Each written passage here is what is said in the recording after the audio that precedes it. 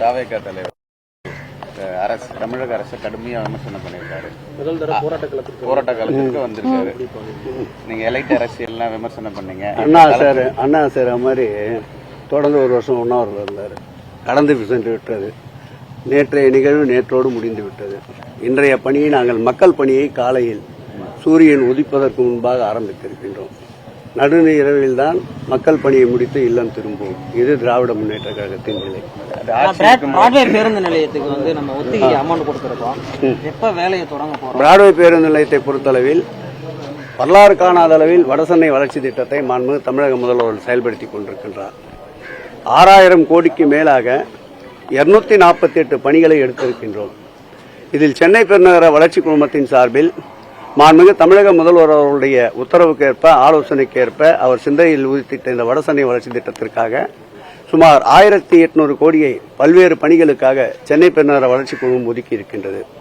அதில் சீரான கழிவுநீர், பாதுகாக்கப்பட்ட குடிநீர், மக்களுக்கு தேவையான கட்டமைப்புகள், பள்ளிக்கூடங்கள், பூங்காக்கள், சமுதாய கூடங்கள், அரசு மருத்துவமனைகள், ஆரம்ப சுகாதார நிலையங்கள், இப்படி என்று அனைத்து வகையிலும் ஒரு பெரிய வல்லுநர் குழுவை அமைத்து 2000 கல்லூரி மாணவர்களை வைத்து வடசென்னை முழுவதும் ஒரு வார காலம் ஆய்வினை செய்து அந்த ஆய்வின் அடிப்படையில் இந்த பணிகளை மேற்கொண்டு வருகின்றோம். பிராட்வே பேருந்து நிலையத்தை பொறுத்தளவில் 800 கோடி ரூபாய் செலவில் மேம்படுத்தப்பட இருக்கின்றது. டெண்டர் கோரப்பட்டிருக்கின்றது. அதில் சென்னை பெருநகர வளர்ச்சி குழுமத்தின் பங்கு மாண்புமிகு தமிழக முதல்வர் உத்தரவுக்கேற்ப 160 கோடி ரூபாயை வழங்கி இருக்கின்றோம். கூடிய விரைவில் அந்த கட்டுமான பணிகள் முறையாக டெண்டர் கோரப்பட்டு ஒப்பந்தத்தில் யார் தேர்வு செய்யப்படுகிறார்களோ அவர்களுக்கு வழங்கப்பட்டு வெகு விரைவில் பணி துவக்க இருக்கின்றது. தற்காலிகமாக அந்த வியாபாரிகள் மற்றும் பயணிகளுடைய வசதிக்காக, வடசென்னை மக்களுடைய வசதிக்காக துறைமுகம் ராயபுரம் பாலத்தின் கீழ் அமைந்திருக்கின்ற இடம் தேர்வு செய்யப்பட்டு 7 கோடி ரூபாய் அளவில் அந்த பேருந்து நிலையத்தை உருவாக்க திட்டமிட்டிருக்கின்றோம். அதற்குண்டான பணிகளையும் வெகு விரைவில் தொடங்குவோம்.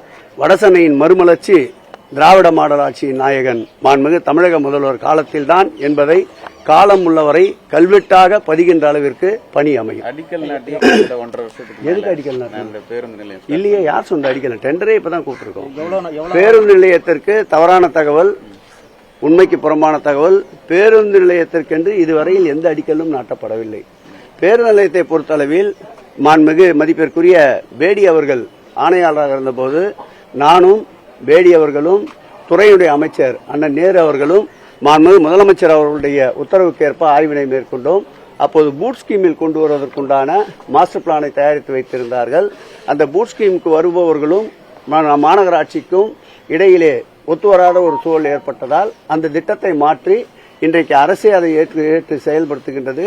சிஎம்ஆரால் தான் அந்த பணியை மேற்கொள்ள இருக்கின்றது என்பதை தெரிவித்துக் கொள்கிறேன்.